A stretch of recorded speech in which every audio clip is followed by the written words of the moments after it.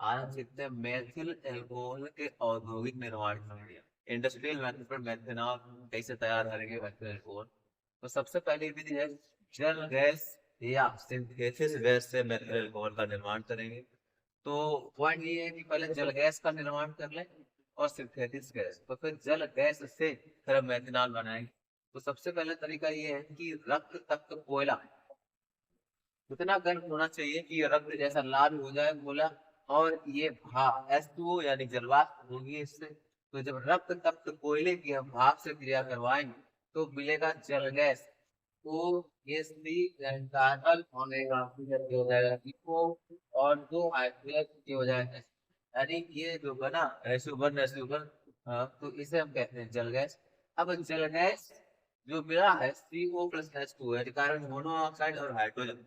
इसमें हम और हाइड्रोजन मिश्र कर लेते हैं, और उत्प्रेरक होना चाहिए कार्बन का ऑक्साइड, क्रोमियम का ऑक्साइड यानी Cr2O3, जिंक का ऑक्साइड। इतना यहाँ पर ऑक्साइड जो है ये उत्प्रेरक का काम करेंगे। इसके बाद जो है टेम्परेचर यहाँ पर होना चाहिए 300 डिग्री सेल्सियस, और दाब होना चाहिए वो 200 एटीएम यानी 200 वायुमंडल होना चाहिए।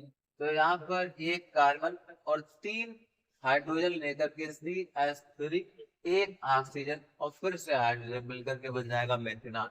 यानी हाइड्रोजन यूज हुआ है यहाँ पर 3 और 1 4, तो 2 दूनी 4, एक ऑक्सीजन तो इधर मोनोऑक्साइड जो है कार्बन मोनोऑक्साइड और एक कार्बन, तो यहाँ से ये कंप्लीट रिएक्शन मेथनॉल प्राप्त हो गया। यानी जल गैस से मेथनॉल का निर्माण हो गया है।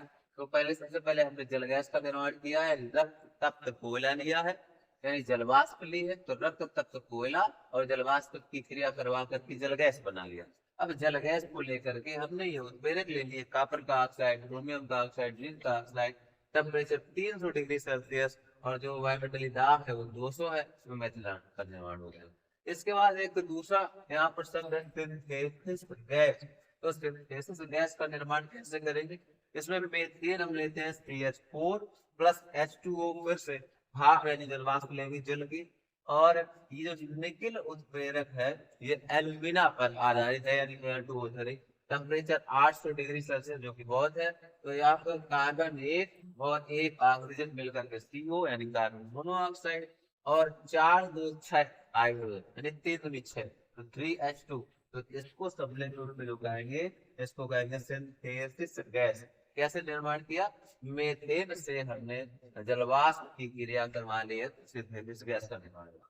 अब इस सिंथेसिस गैस से कि फिर से हम अगर करवाएंगे सब, तो वही सब उत्प्रेरक रहेगा copper oxide, chromium oxide, zinc oxide, 300 degree Celsius temperature, फिर से वही मेथनॉल बन जाएगा।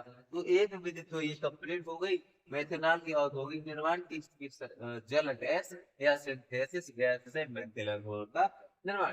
दूसरी विधि हमारे पास मेथेन के ऑक्सीकरण द्वारा।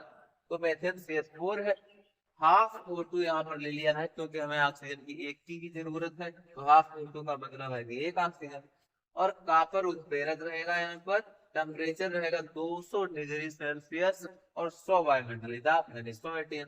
तो यहाँ पर हाइड्रोजन 4 है, तो एक कम किया तो CH3 और एक ऑक्सीजन, और फिर एक कम किया हुआ हाइड्रोजन तो हो जाएगा CH3OH।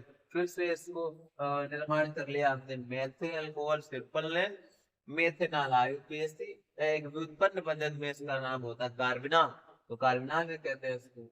और एक तीसरी विधि है कार्बन मोनोऑक्साइड के हाइड्रोजनीकरण द्वारा।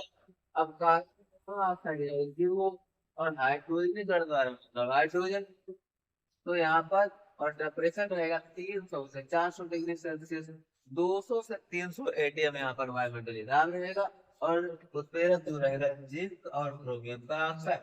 तो यहाँ पर देखेंगे सी और हाइड्रोजन 4 यहाँ पर लिए हैं, तो H3 3 हाइड्रोजन यहाँ पर आ गए, एक ऑक्सीजन एक बचा हुआ हाइड्रोजन, तो CH3 को यहाँ पर मेथनॉल या मेथिल अल्कोहल या कार्बन।